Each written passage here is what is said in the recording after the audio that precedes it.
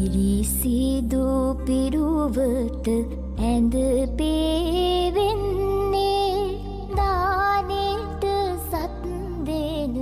එන බව දන්නේ පත්තිනි දෙවියොත් සමග වඩින්නේ කඩුල්ල ගාවට ඇවිත් සිටින්නේ පළමුව මංසල කවුද සිටින්නේ නාගදෙවිඳු සහ පිරිස සිටින්නේ කිරියම්මාවරු ඇවිත් සිටින්නේ ගෙතුලට එන්නට අවසර දෙන්නේ දෙවනුව මංසල